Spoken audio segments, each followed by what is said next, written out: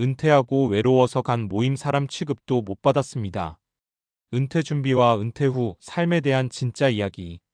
요즘 은퇴한 분들이 주변에 많으시죠? 저도 은퇴하신 분들 이야기 들으면 막연히 이제 편하게 쉬시겠네라고 생각하곤 했어요. 그런데 정작 은퇴하신 분들한테 들어보면 꼭 그렇지만은 않더라고요. 막상 일상을 잃고 사회적 역할이 줄어들면서 외로움이 몰려오고 새로운 관계를 만드는 것도 쉽지 않다는 이야기를 많이 하시더라고요. 은퇴하고 외로워서 모임에 나갔는데 오히려 소외감만 느꼈다. 이런 이야기는 결코 특별한 게 아니에요.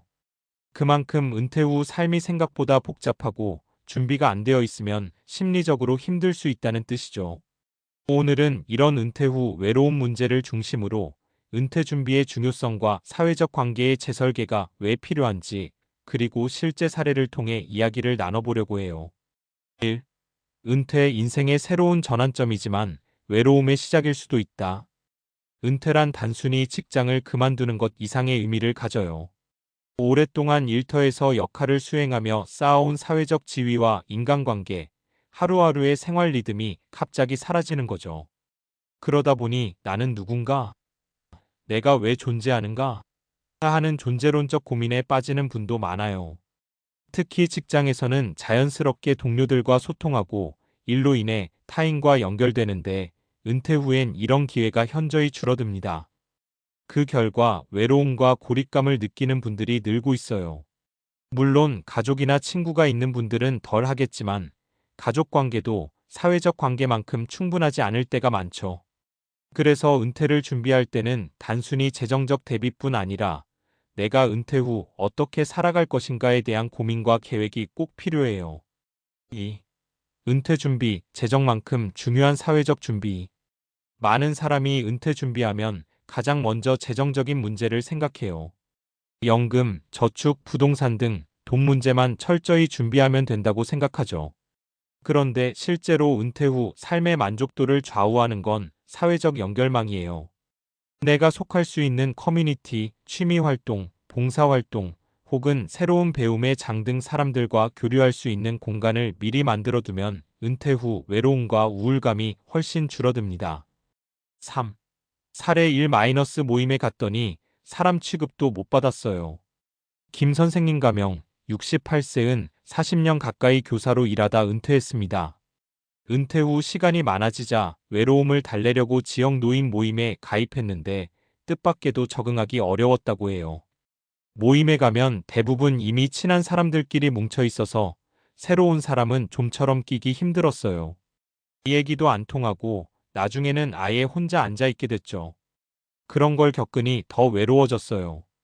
김 선생님 사례는 은퇴자들이 모임에 참여해도 사람 취급을 받지 못할 때 생기는 소외감을 보여줍니다. 모임 자체가 잘못된 게 아니라 기존의 관계망에 새로 들어온 사람들을 배려하는 문화가 부족한 경우가 많죠. 4. 사례 2 새로운 취미가 삶의 활력이 됐어요.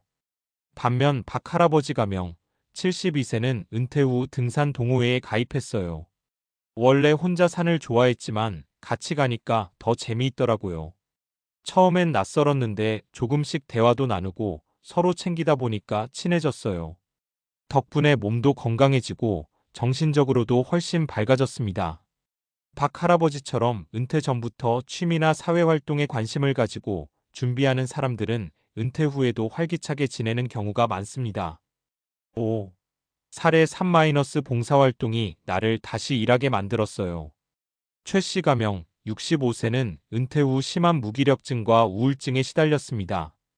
그러다 지역복지센터에서 자원봉사를 시작했는데 사람들이 자신을 필요로 한다는 느낌이 들면서 점차 회복할 수 있었죠. 봉사하면서 누군가를 돕는 일이 내게도 큰 의미가 있다는 걸 알게 됐어요. 은퇴가 끝이 아니라 새로운 시작일 수 있다는 걸 깨달았죠. 이 사례는 사회적 참여가 정신 건강에 얼마나 중요한지 보여줍니다. 6. 은퇴 준비 어떻게 하면 좋을까? 재정 준비와 함께 사회적 네트워크 준비하기. 돈만 준비하면 모든 게 해결되지 않아요. 은퇴 전에 취미, 동호회, 봉사단체 등 사회적 관계망을 미리 구축해 두세요. 마음가짐 전환. 은퇴를 끝이 아니라 새로운 시작으로 생각하세요. 새로운 배움과 경험, 관계를 만들어갈 기회로 보는 게 중요합니다. 지역 사회와 적극적으로 연결하기. 지역 문화센터, 복지관, 동호회 등을 활용해 다양한 활동을 경험해 보세요. 가족과도 꾸준히 소통하기. 가족이 있다고 해도 외로움을 느낄 수 있으니 가족 내에서의 대화와 공감도 꾸준히 이어가야 합니다. 마무리하며 은퇴 후 삶은 그저 쉬는 시간이 아니라 또 다른 인생의 무대입니다. 그런데 준비가 부족하면 그 무대가 외롭고 쓸쓸하게 느껴질 수 있죠. 김 선생님처럼 모임에 가도 소외감을 느끼는 분들도 있고 박 할아버지처럼 취미로 삶의 활력을 찾는 분들도 있습니다. 또 최 씨처럼 봉사활동으로 자신을 되찾는 경우도 있죠. 이제는 우리 사회도 은퇴자들이 다시 사회와 연결될 수 있도록 배려하고 은퇴 준비 교육에 사회적 관계 재구성을 꼭 포함해야 할 때입니다. 나도 내 부모님도 언젠가 겪게 될 은퇴 후 삶.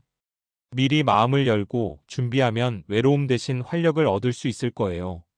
혹시 주변에 은퇴를 앞둔 분이 있다면 재정뿐 아니라 사랑과 관계도 함께 준비하라고 꼭 알려주세요.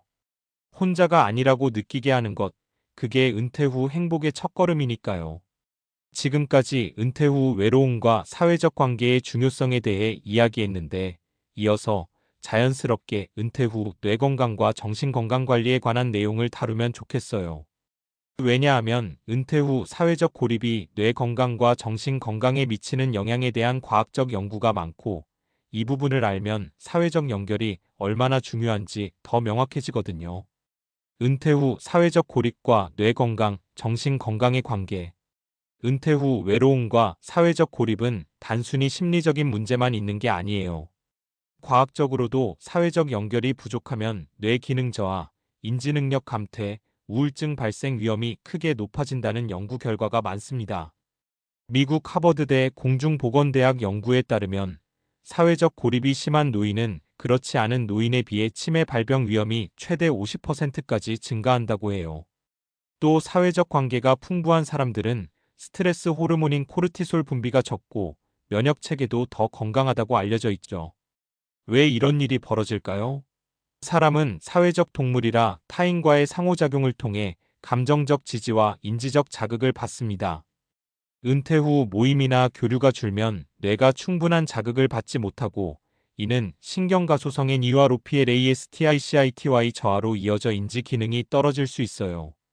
또한 우울증이나 불안증이 지속되면 뇌에서 세로토닌 같은 신경전달 물질 분비가 줄어들어 정신건강 악화와 함께 인지력 저하도 가속됩니다.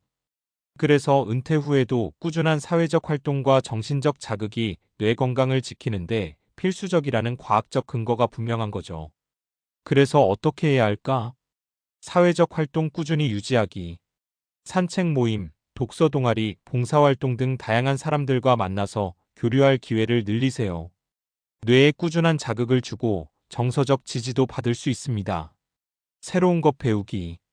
언어, 악기, 취미 등 새로운 것을 배우면 뇌가 활성화돼 신경회로가 새로 만들어집니다. 이는 노화 방지에 도움돼요. 신체 건강 챙기기. 운동은 뇌혈류를 개선시키고 뇌 속 신경세포 성장인자인 BDNF-BIAIM-더라이브드 NU와 OTAOPHIC 팩터 분비를 촉진해요. 건강한 몸이 건강한 뇌를 만든다는 말, 과학적으로도 맞는 이야기입니다. 정기적 정신건강관리. 외로움이나 우울감이 심해지면 전문가 상담도 꼭 받으세요. 조기 대응이 정신적 인지적 악화를 막을 수 있습니다. 정리하면 은퇴 후 외로움이 단순한 기분 문제라고 가볍게 넘길 일이 아니라 뇌 건강과 직결된 심각한 문제라는 점을 이해하는 게 중요해요.